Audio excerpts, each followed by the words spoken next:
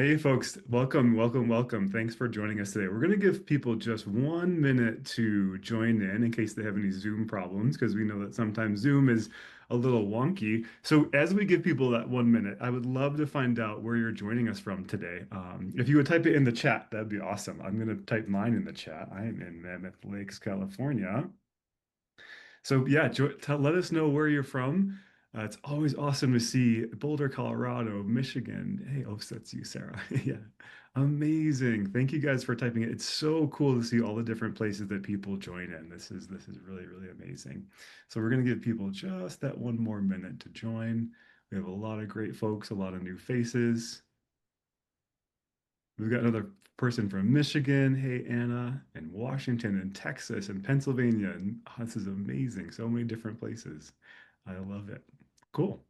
Well, welcome, folks. So we're going to get started, and I want to introduce myself as the host for today's meeting. My name is Mark Chapman. I'm from the I Do Society, and I want to share that the I Do Society is the sponsor of today's event. And so the I Do Society has one main focus, and that is helping wedding businesses with paid advertising campaigns on Google Ads, Meta Ads, and TikTok ads, as well as ChatGPT ads now. So at the I Do Society, we have one main focus of helping wedding businesses with paid advertising. So if you're a wedding business and you're spending any amount of money on Facebook ads or on Google ads, and you're not 100% sure if your ad campaigns are working, we would love to connect with you. And you can reach out to us at theidosociety.com or any of our social channels, which is at the I Do Society. If you have any questions at all about paid advertising, we would love to help. There's lots of different ways that we help businesses make sure that they get quality leads every single day from their Google ad campaigns, from their Facebook ads. But the reason why we do these events, which are not focused on paid advertising, is because paid ads don't live in a silo. They don't live alone in a place where like, oh, you just put a bunch of money in, and if the rest of your marketing and the rest of the marketing of your business isn't up to par, your paid ads don't work as well. So we love hosting these events with experts in our industry who teach on something very specific that will help their paid advertising do even better. And today we have our friend Sarah Dunn. She's incredible from Sarah Does SEO, and she's going to teach us about SEO, AEO, and how it's all mixing together and what a crazy world it is. So we're really glad to have Sarah here. And Sarah, I'm just going to let you introduce yourself and then start your presentation when you're ready, because if I introduce you, I'm probably going to mess it up, and you know yourself better than me. So please share with us who you are and how you got to be doing what you're doing. Well, thank you, Mark, and thank you, Carissa, who helped organize this event, and everyone at the I Do Society. I am so excited to join you for this unique conversation because most of my days are spent thinking about SEO, search engine optimization, the ways that we can show up on search engines, and that can really go hand in hand with ads. So, we're going to have a really fun conversation about that.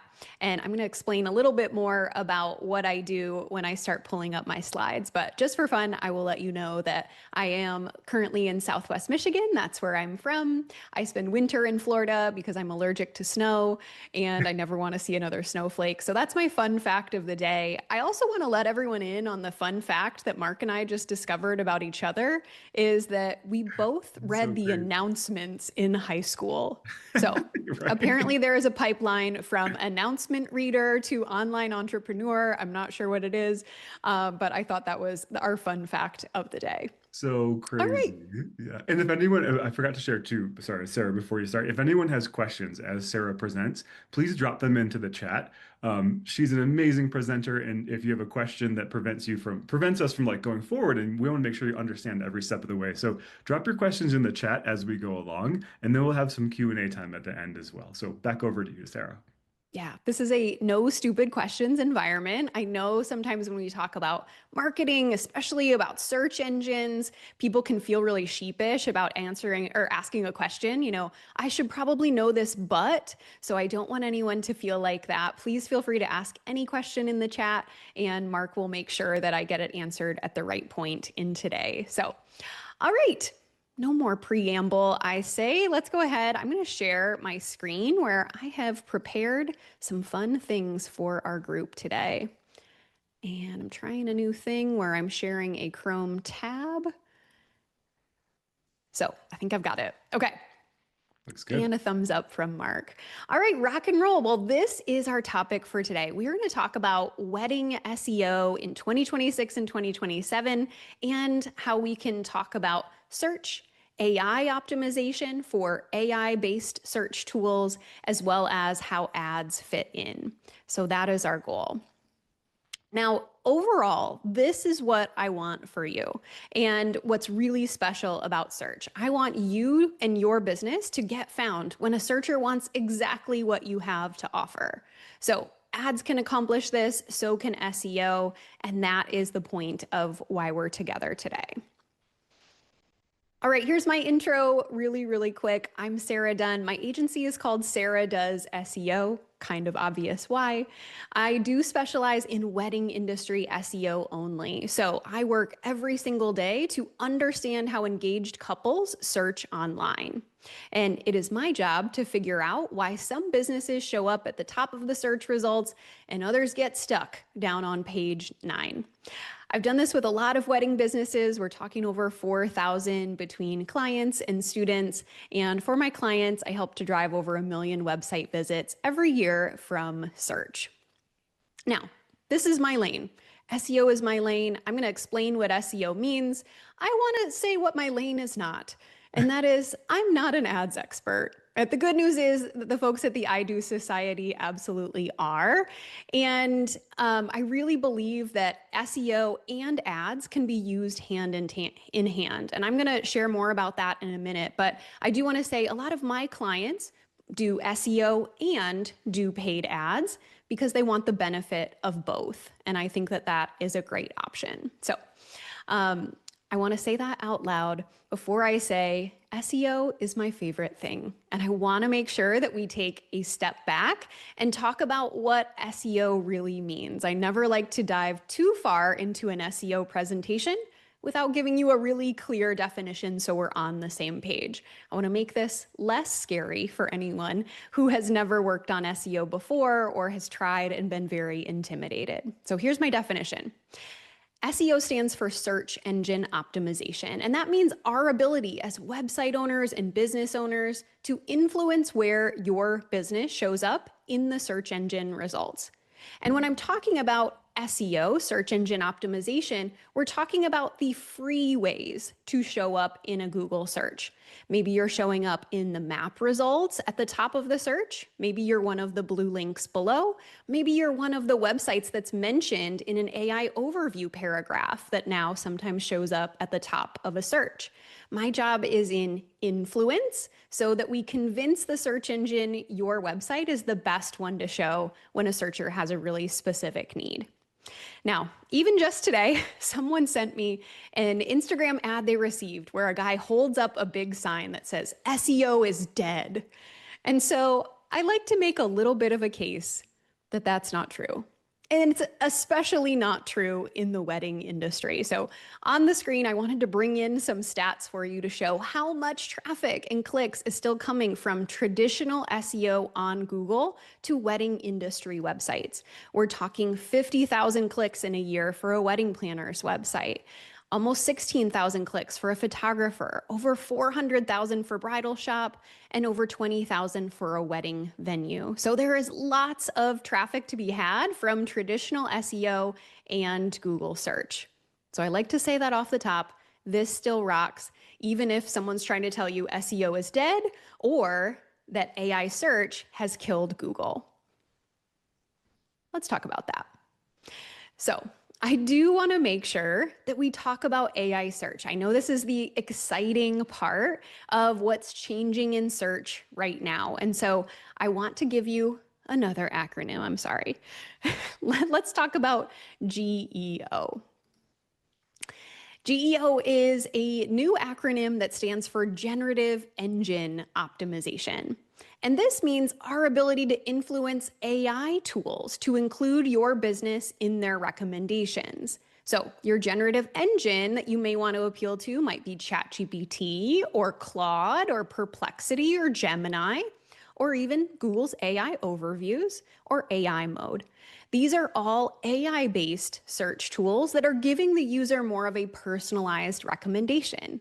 And yeah, it's really exciting. So if you've never heard this concept before, imagine someone goes to ChatGPT, an engaged person, maybe your ideal client, and they type in something like, I'm planning a wedding in 2027 somewhere in New England, probably Rhode Island. I want an outdoor wedding and a tented reception, flowers everywhere.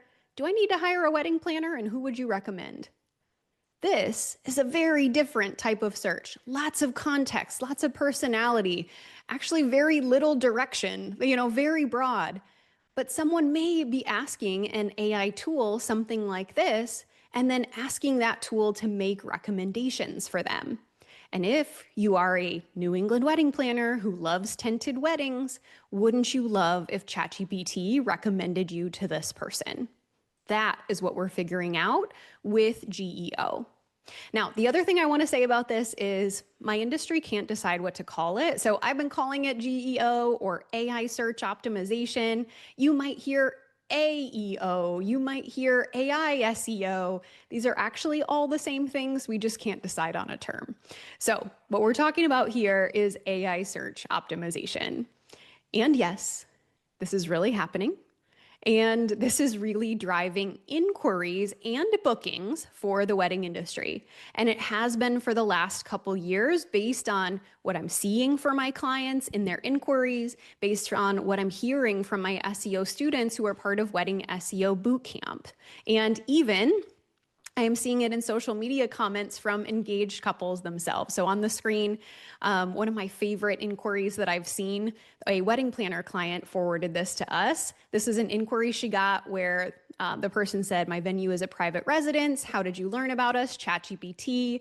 And then the message is, looking to possibly do our wedding at my parents' property. I saw on ChatGPT that you specialize in this. And I mean, my whole team jumped up and down and did laps around the office when we saw this, because this planner client is a specialist in backyard weddings, and that's exactly their niche. So the fact that we were able to make sure that ChatGPT understood that based on what's on their website brought them this really good fit lead, and already convinced that lead that they were specialists in exactly what they needed. So super, super cool opportunity. We are absolutely seeing AI drive inquiries and bookings, and it is a really fun era to be in SEO. Okay, so far we've defined SEO and GEO and talked about the opportunity, but we are today together for a reason. So you might be wondering, where do ads fit in to all of this? And I want to make it really clear that search engine results can include both ads and organic results. So I have a screenshot on my screen right now. It's search results for wedding venues, Knoxville, Tennessee. There are sponsored ads at the top. There are map results below, and then there are additional organic listings below that. And if you want as much visibility as possible, you can get your business shown in all of these places to have the highest likelihood of driving the traffic and the interest to your website. So this is a Google search. Check this one out. This is fun. The search results on ChatGPT can also include both ads and organic results. Again, I asked ChatGPT in this screenshot on the screen for recommendations of wedding venues near Knoxville, Tennessee, and I got not only a map, but also a paid ad. And if you're interested in that kind of thing, Mark is the person to talk to for that. Okay, now, no matter what, whether you're paying for placement in search or working on your SEO, I want you to know how cool both of those things are, because search does not require you to be consistent with anything. Show up every day. You don't have to do anything every day. You don't have to show your face on camera. So if all of those things about social media are really wearing you out, I see and feel you. And the good news is, to do either of these strategies, you don't need those things. Now, if you want to do wedding SEO, here's what you need to focus on. And it's not robots, it's not hidden keywords, it's not weird things you do to your website. Here's what you need to focus on and what I'm going to talk about today. Understanding what engaged couples search for and helping search engines understand that you do those things. Okay, so in the rest of today's presentation, we're going to break it up in those two parts. I'm going to talk about what are engaged couples searching for right now. And then I'm going to give you actionable steps. What can you do to help search engines understand your business? All right, Mark, any questions so far? We're good. You're rocking and Okay. rolling. Yeah. All right. Don't be shy, y'all. Okay. So, what are couples actually searching for right now? It is a lot of the same things that they've always searched for in the 8 years that I've been focusing on wedding SEO, and a little bit of something new. So, let's talk about it. Here's the lot of the same, what couples are searching for. We still see, despite the fact that if you get on TikTok, people will say, everyone is searching differently than ever. That's not what I see in the data. There are still a lot of people who go to Google and they type in a location plus a service keyword, or they type in a service and then the word near me, hundreds and thousands of times a year. Here are a few examples. This is actual clicks driven to a wedding photographer website, and people are just searching things like wedding photographers Detroit, Michigan wedding photographers, and wedding photographers near me. All driving clicks. A lot of the same. These are the same keywords I've seen for years. All right, here's planner keywords. People are searching for Chicago wedding planners, wedding planner Chicago, wedding planner with no location, counting on Google to show them local results, and day of wedding coordinator Chicago. So a lot of the same. One more example for our venues in the room.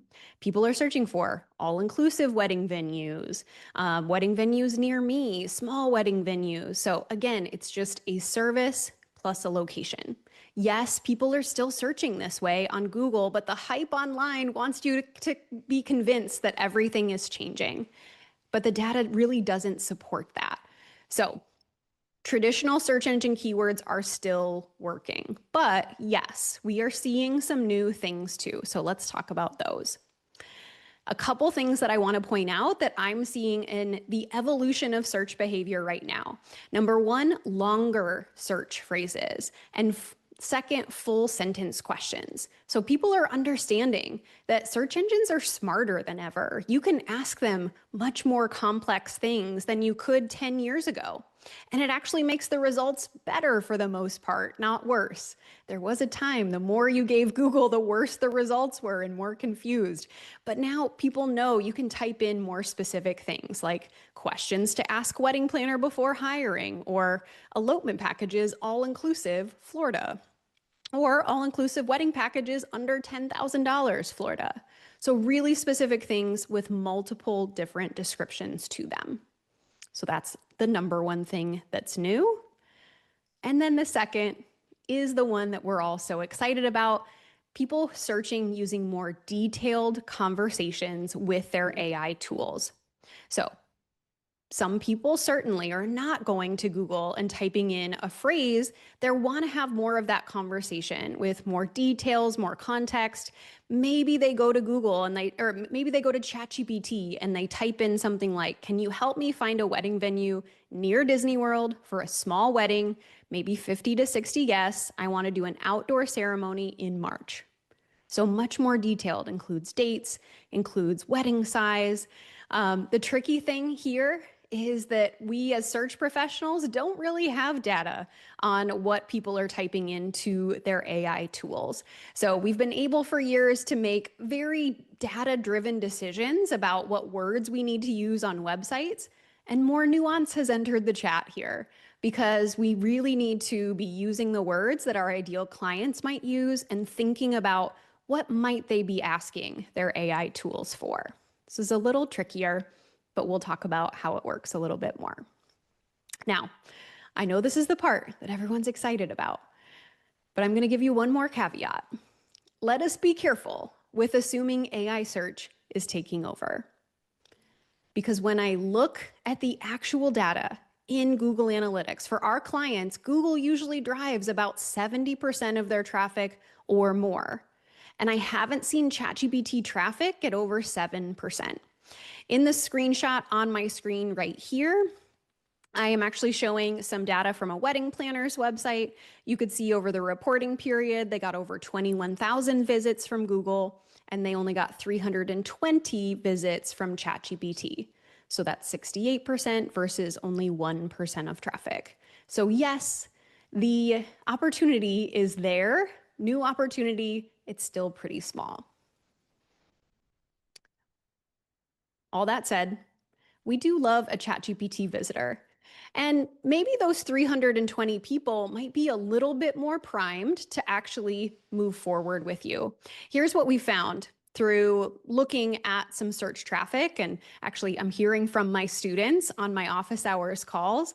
I loved this one from a student who said, Google Analytics tells me that users who come to my site from ChatGPT stay on the site 50% longer than any other place. So they do tend to spend longer, be more engaged with the content, and more likely to inquire. So what am I recommending based on all of this engaged couple search behavior? Well, we're going to do a little bit of a two-step process. Here is our 2027 success SEO strategy, and I really want it to include both traditional SEO setup and some pixie dust that will also help you get found more often with your GEO or ChatGPT optimization. All right, before I walk into our action plan, is there anything I can stop and answer so far? No questions in the chat so far. I think we're all just like waiting with bated breath. Like, how do we do it? Like I it's know. What do we do, so Sarah? Okay. mysterious. Yeah, great job.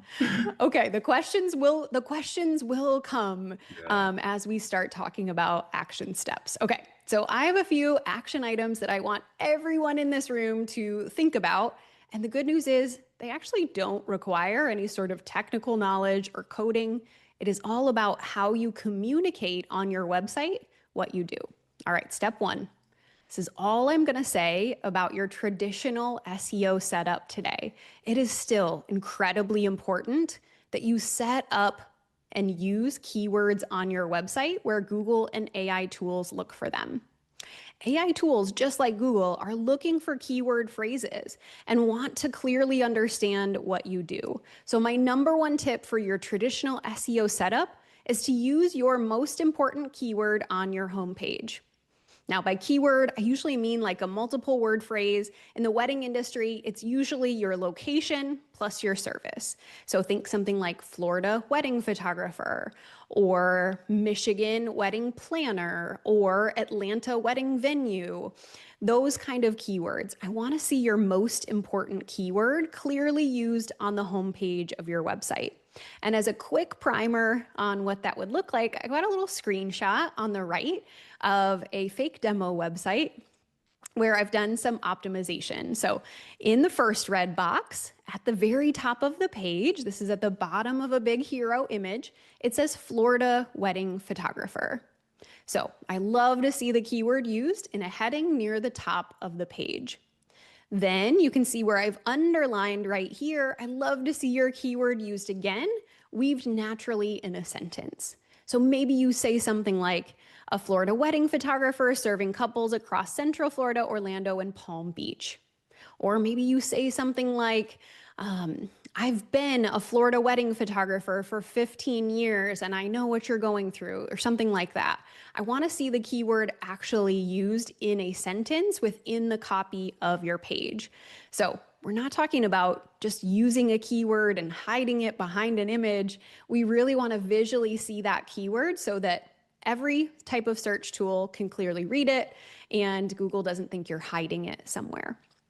Now, the last thing that I underlined here is a little specific keyword variation. So maybe you use a descriptive keyword like fine art photographer or editorial wedding photography as another phrase that you weave into the home page, something a little more descriptive. So you can have your important service keyword and then maybe something more descriptive.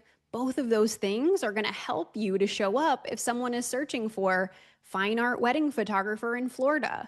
It's very clear, the optimization of this page, that this website would be a good fit. So this is a very basic. In a deeper SEO strategy, I'd also want to see your keyword in your SEO title, meta description, and maybe in one image's alt text, but we're not going to get too crazy technical on today's training. So traditional SEO, still using keywords because all the tools want to see them. All right. Sarah, can we pause for questions? Of course. Margot has a question, and she's asking, how long do you think it'll last before people think all the info and recommendations are just paid or sponsored, and some people pull back from it? I feel like people are craving real, true answers from real people, but it feels like it was sponsored. I'm scared they'll back off. That I don't have an answer for that. Um, I I actually, think there's, yeah, if you do, yeah. yeah, because it's actually kind of more a question about paid ads, and I'll answer it real quick before we Mm. move on. Margot, I think that you'll be surprised to find that couples today who grew up with the internet and grew up with ads all over the place, they're okay with it. Like ads don't offend them or freak them out. Like they realize that that's just a part of using the internet, and it's a whole different conversation than organic SEO. But we can talk more about that later too. So yeah, don't be afraid of people. Don't be afraid of like people feeling like it was sponsored or not sponsored. They really don't. They're not afraid of it. Different generations, right? I'm a middle-aged man with gray hair, and I didn't grow up with ads, and I'm like, ah, but like younger folks are like, that's the internet. Geraldo has a question for Sarah. My question is in regard to Google search and the number of clicks you mentioned. When I search anything now on Google, the very first thing that comes up is Google AI. This shows before the map and listings, and quite often even before the paid ads show.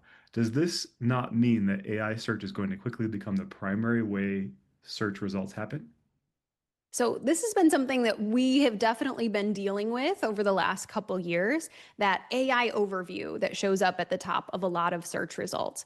But I spend all day long doing wedding industry searches on Google. And what's interesting about local searches is that they often do not trigger the AI overview. So in my example that I showed earlier of the actual search results, let me see if I can get back there.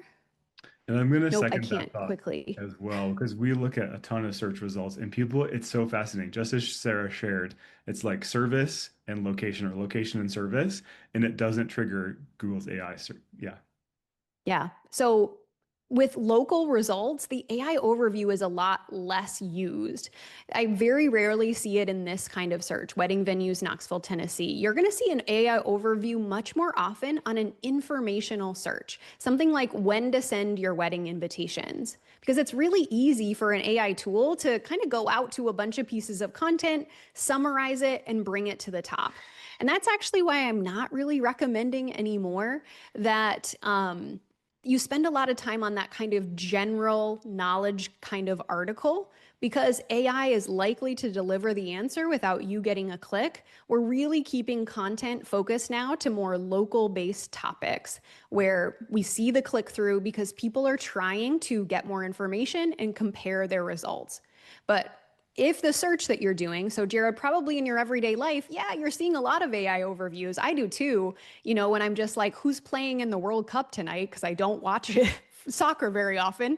The AI overview is going to tell me I'm not going to click on anybody's website. But it's very different in the world of wedding planning and actually finding and sourcing vendors. Yep, I'll second that.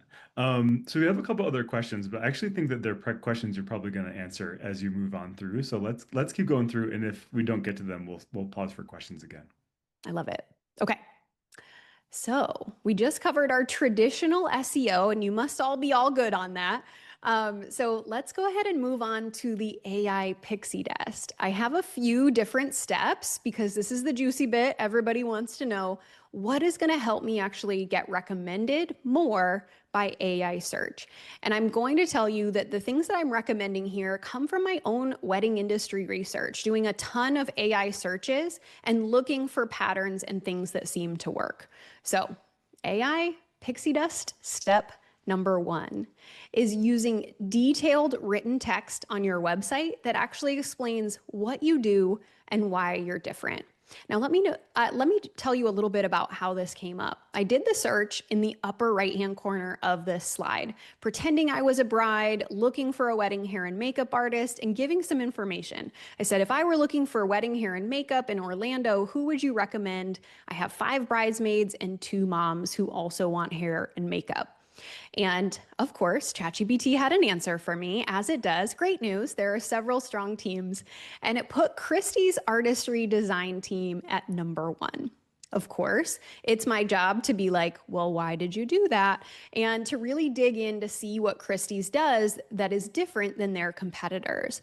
And what I found was this really interesting section of their website that most people don't have that actually said 5 reasons to hire Christie's Artistry for your next event.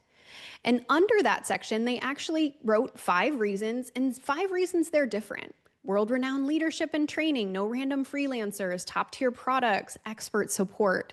So they're making a case not only for what they do, but also why they stand out and why they're different. And here's why I think this is important for all of us to do in the age of AI. Using text on your website to explain why you're different is because ChatGPT is actually trying to help its users make decisions. It doesn't just want to give them options. So if ChatGPT is trying to help a user weigh multiple options, they need to be able to tell how you're different. Give some written advice about what's special about what you do. And if you're just like, I photograph weddings in this location, what is the reason that ChatGPT would recommend you versus someone else? And how would they explain what kind of client that you're good for? So I think we all, more than ever, need to go in depth with written text that explains what you do and why you're different. Now, Christie's had this section right on the homepage of their website, and I know that makes some wedding pros cringe. So I have also been suggesting you could put this kind of section maybe on your about page. If you hate it there too, you could do a blog post on that topic. 5 reasons to hire Sarah's photography and why we're different. Something like that. Actually create it blog content if you don't want to put it super forward facing on the main pages of your website. But I really think AI tools need that information to better understand your business and actually recommend you strongly versus your competitors. So again, good news. This takes no technical knowledge. It just takes a little bit of time of you writing this out and adding it to your website. All right. Any Awesome. questions on step 1? Yeah, can I pause for that? Actually, I have a question for you on that. Yeah. In your example, it's accordion style, where like the person can open up the answer and it like sort of lives inside a little box that can be closed. When answering questions like that or writing FAQs, is it better for that to be in the accordion or outside of the accordion, or what do you recommend? Yeah, so my preference is to not have it in accordions, Okay. but this is interesting.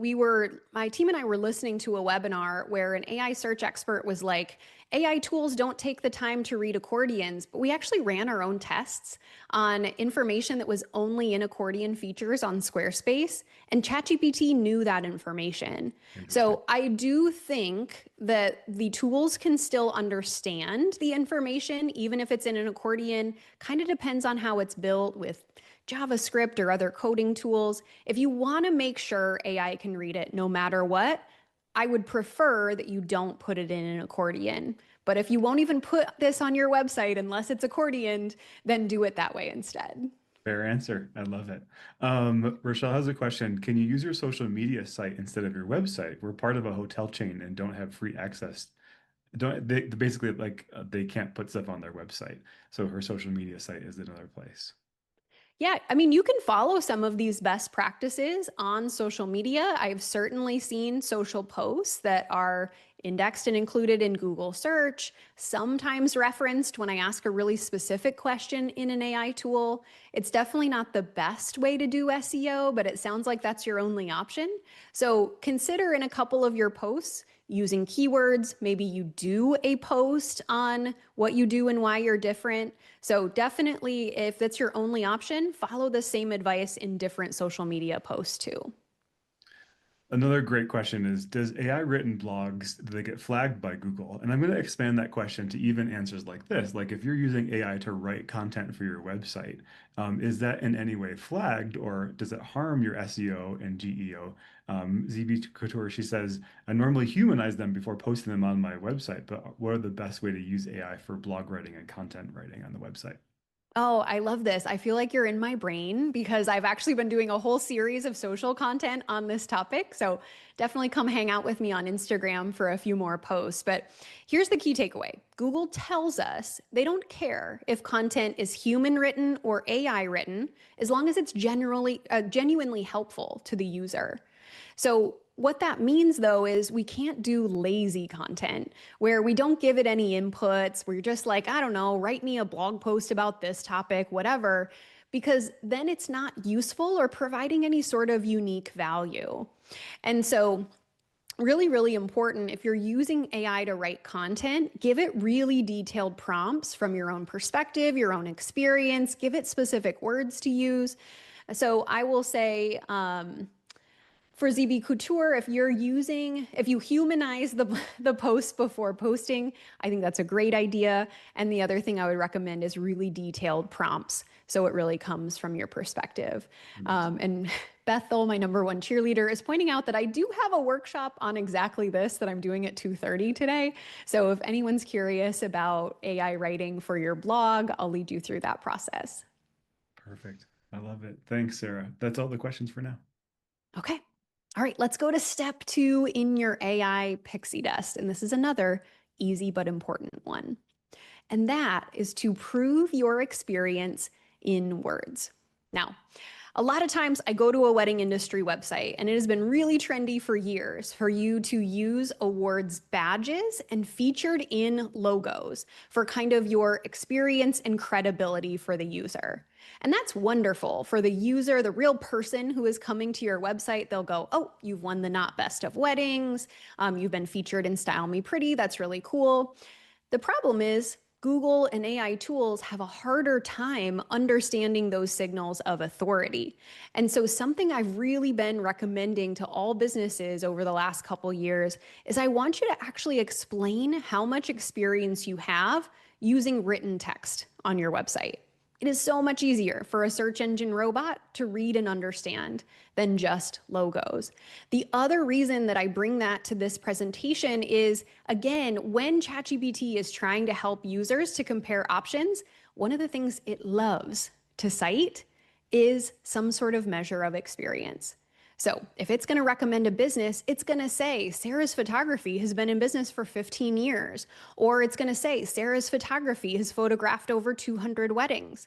It's trying to help the user understand why you're good. So we have to give the tool that information. So a few different ways you can express your experience, the more the better, but maybe you could write a sentence that explains how many years you've been in business.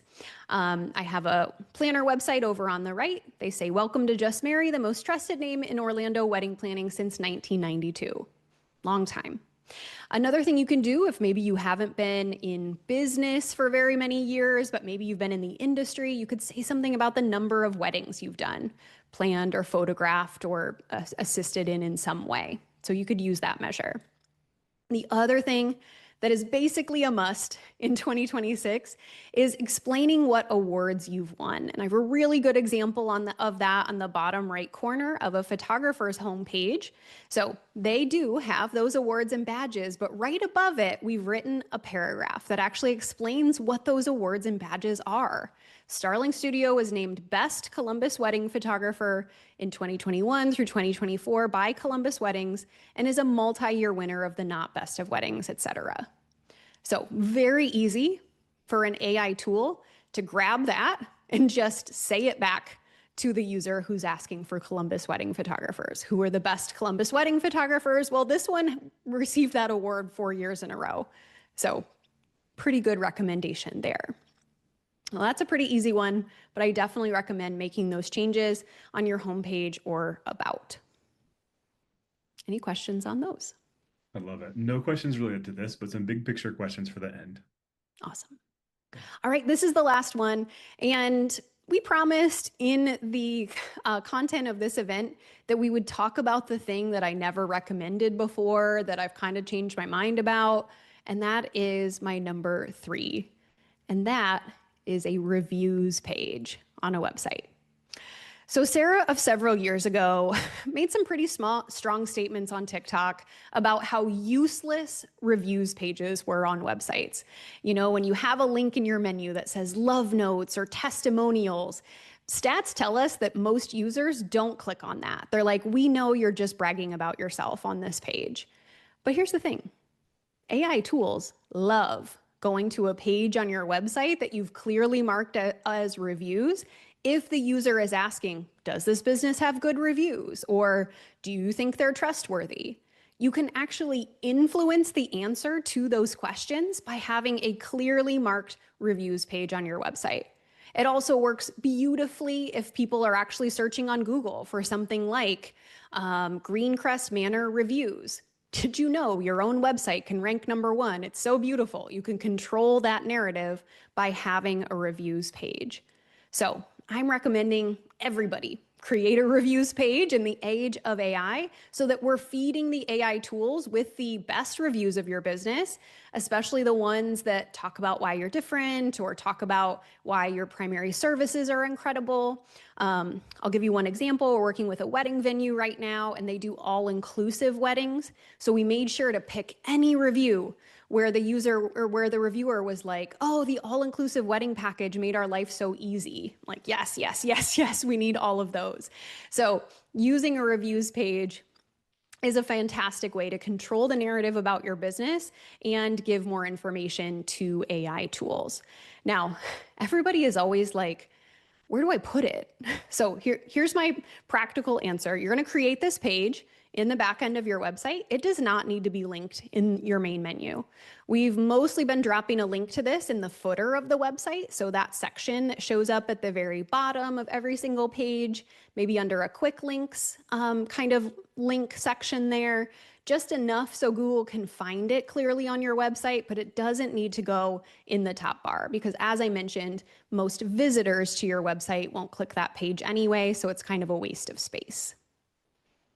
All right. This is brilliant. So, a couple quick questions about the reviews page. Stephanie's asking, is it better to have a dedicated reviews page or have the reviews peppered on each page or a combination Both. of both? Yep, that makes sense. Yes, both. Absolutely. I definitely want to see for the user, and again, for AI search and other tools, we want to see testimonials throughout your website. It's just good marketing that's been proven with sales psychology that it does improve your conversion rate. So we do want to see testimonials throughout your website, but if you can drop 5 to 10 of the best ones on their own page, we want to do that as well.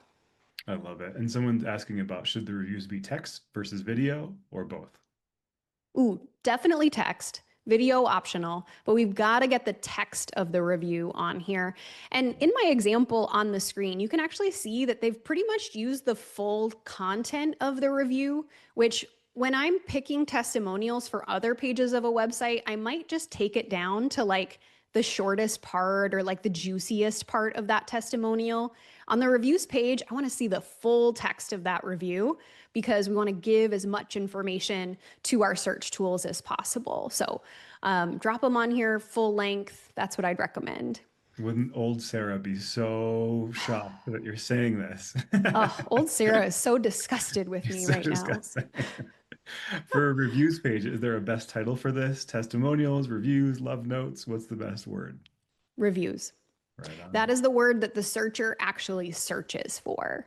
So you can call it review. Definitely use the word reviews. If you want to call it reviews and testimonials, you can do that. But I would just stick with reviews. Cool. I love it. All right. The rest of the questions are more big picture, which we'll hang on till after. Awesome. Well, don't worry, everyone. We're almost to after because I just have my little recap. And this is the one to screenshot with your phone or, kind of add to your task list for later because this is my recap of your action plan for AI Pixie Dust. Number one, we're going to write that detailed written text on your home or about page or a blog post about what you do and why you're different. Number two, we're going to prove your experience in words somehow in a way that works for your business. And number three, you're going to put together a reviews page. Drop in the full text of at least 5 reviews, publish it on your website, and maybe link it in the footer. That's all you have to do. That's amazing. This is really great stuff. Sarah, Awesome. are you ready for more big picture questions? I sure am. Okay, Let's cool. rock and roll to the Yes. And yes. yeah, thank you. Let's keep that on the screen. So if you do have to cut out before we answer all these amazing questions, this is how you can get in touch with Sarah. And actually, before we go into the questions, Sarah, how can people work with you? What are the options that they have to get help with their SEO? Yeah, well, so we do both a course and a done for you option. So I can either teach you how to do this or do Yeah. it for you. My course is called Wedding SEO Bootcamp, and our primary service is called the SEO Fix. And the best way to get more information about that is I'm going to drop a page into the chat. If you want to explore both of the services, that guide has all the information. I will also say I have an upcoming training coming up. It's on Tuesday next week. So if you do want to learn a little bit more about the benefits of SEO and how it works and what it can do for you, I would love to have you on this training as well coming up next week. I cannot recommend that training enough. It's so exciting. Like even just these small little tidbits here are so powerful. And what I really appreciate is that they are actionable and doable. They're not like I don't know. I just feel like I don't need to know how to build a website, but I could probably do that and figure it out. So thank you so much. So Of this course. training seems really, really awesome. Let's Thank leave you. that there for folks so people so they can scan the QR code as well while we dive into questions. Rodrigo's asking if I have a brand new website and a brand new business and no online presence, how long do you think it would take for SEO to be effective and start seeing leads? Yeah, so SEO for new businesses is very tricky. And here's the reason. It's because it takes a long time for search tools to trust a business, and they're going to look for a lot of signals to understand if you're real, trustworthy, or if you're just someone random who put up a website yesterday. So SEO for newer business is definitely slower. What I would recommend is actually trying to go after some easier searches that are more specific, maybe things that are less competitive. So that would be your best first step, going for more descriptive style keywords than just trying to rank for something general like Florida wedding photographer. I can't give like an exact, this is how long it will take you because it depends on your market, your competition, and how much you're really getting your name out there and in other places, because that is a big deal to all of these tools. Great. Is there any specific platform you would recommend for tracking our AI SEO growth and monitoring our visibility across AI search platforms? Oh, I wish there was an awesome answer for this. We've been experimenting with different tools. I don't love any of them enough to tell you to pay for them. And the tricky thing about AI search tracking is that people ask different questions with different nuances all the time. One thing that we like to do for our clients is actually do a lot of simulated searches ourselves when logged out. So, not when you're in your own account.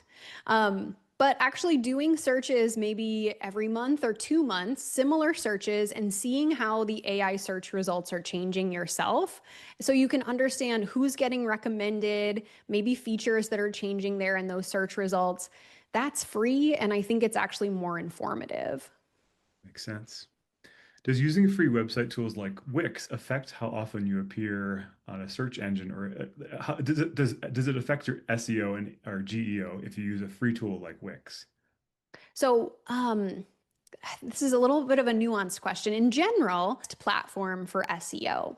My only concern if you're using a free platform is if you're using one of those subdomains. So like sarahsphotography.wixsites.com or sarahsphotography.pixieset.com. I want everyone to be paying for their own domain name. That is your home online. And that's actually how search tools understand your business is based on your domain. So mine is sarahdoesSEO.com, for example. And that is how the search engines kind of like keep all my stuff together in my locker.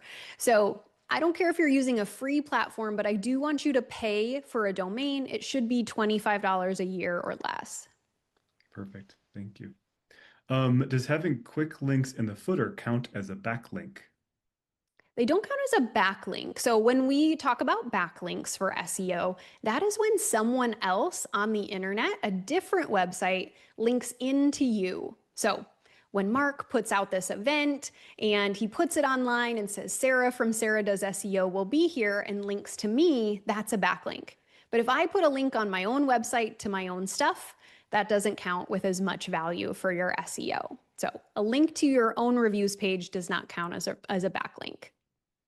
Maddie is asking, compared to what you've mentioned about wording on your website and title and pages and things like that, how useful is alt text on photos?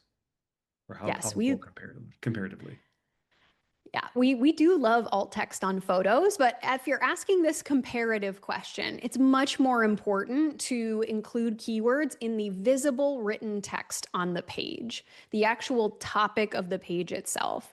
So a long time ago, it may have been possible to actually rank for a keyword if that keyword was only in the alt text of an image.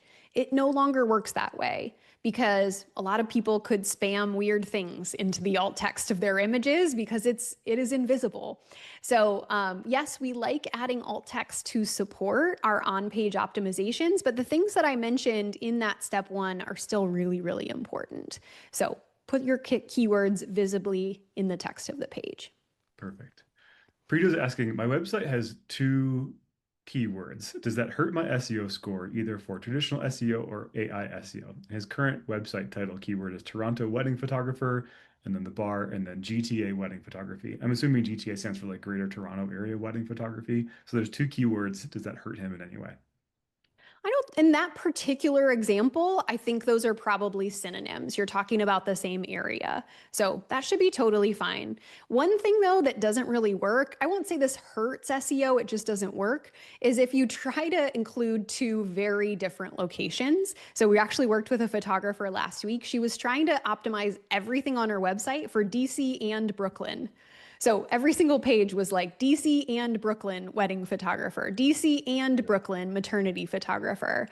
And that just doesn't work because your content is less specific to the area than many of your competitors. If they're just talking about the DC area and they're not kind of adding in some other areas and diluting it, they look like a bigger authority on that area. So Mhm. I wouldn't try to go after two completely different locations with the same page. That makes sense. All right, so we have a couple more questions, but I do want to do a quick recap because I know we're coming up to the end here. So, and for those of you who didn't join or who came in a little bit late, sharing that I'm Mark, I'm the host from the I Do Society, and the I Do Society focuses on paid advertising. So, businesses that are paying for Google ads, Meta ads, Facebook ads, TikTok ads, we want to help you with their paid advertising. And if you're spending any amount of money on that, we want you to know that there is wedding industry specific help for your paid advertising campaigns. But the reason we have these events is because paid advertising doesn't live alone, and which is why we had Sarah today teaching on SEO and GEO, because paid advertising and SEO and GEO all work together to convert the most couples for your business. And so that's why we've had Sarah on today. And she's done a great job answering really amazing questions and sharing really actionable tidbits of how we can actually improve our SEO so that our paid advertising does better too. So, a couple more questions for you, Sarah. How important are long tail keywords at this point? Okay, long tail keyword means something more descriptive, usually a search that has more words in it. So obviously that's very important in the way that people are searching now with more detail and more nuance. So if you know about long tail keywords and you want to work on those, I say go for it. I love it. Stephanie's asking for the done for you option. Do you work with Squarespace websites? Yeah, we love Squarespace. Absolutely. We worked on hundreds of Squarespace websites with the SEO fix. So we'd be happy to Cool. talk about that. Yes. Leah's asking if everyone's all using the same location and service keyword, how can you stand out in your area? Yeah. So a lot of times we do optimize the homepage of a website for a keyword that's very competitive that a lot of people are using because maybe it's the right keyword for your business. Florida wedding photographer, very saturated. So that may not be the keyword that gets you straight to page one. And that's where we do start to bring in some additional strategies like blog post content for keywords that are longer tail or more unique or more specific to what you do. So if you're in a very saturated area, I would optimize the main pages of your site and then definitely looking into blog strategies for easier keywords. Awesome. All right. Is it helpful to put links to other business websites in the blog post? Let's say like the venue and the caterer, other people that were a part of the wedding. It doesn't necessarily help your SEO, but it actually helps theirs. So I think it is the right thing to do in the wedding industry to give credit to the vendor teams you worked with. Gerald is asking, what about having multiple hidden landing pages for different locations you work in? Does this help or hurt, especially if the landing pages are very similar other than the location or city? I have about 30 of them for smaller towns around us that we service. So I like a location landing page strategy. I actually teach one that I call the multi-location strategy in Wedding SEO Bootcamp. I do worry about you having 30 of them, though, especially if you don't have any other supporting content for those locations. So you, I don't know. I've never created 30 location landing pages, and I think maybe that's a little bit more than is necessary. You're an overachiever, Gerald. Gold stars. Thanks, Sarah. So actually, will you go back to put your training QR code on the screen Of as we course. close out so that everyone can scan that QR code and they know that they can reach out to you at sarahdoesseo.com. Uh, and Sarah, it has been such a pleasure to talk to you, and thank you so much, especially for answering these rapid fire questions, because that is the indication and the mark of a true expert when you can answer rapid fire questions that are like may or may not be related to the particular content. And you did such a great job. And I think what you have presented is so valuable for folks. We really appreciate you being here today. We're just about at the end. And if there's any other questions, folks, please drop them into the chat. We really, really appreciate that everyone has been here. Um, I don't see any other questions. I just see a lot of appreciation. So passing it on.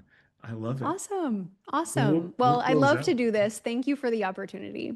Absolutely. Great. Sounds good. Well, thank you, everyone. We're going to close out. Have an amazing day. And this recording will be on the I Do Society's YouTube channel if you want to replay it and take notes. I know some folks are busy doing other things. So thanks, Sarah. You're awesome. Everyone have a great day. We're out.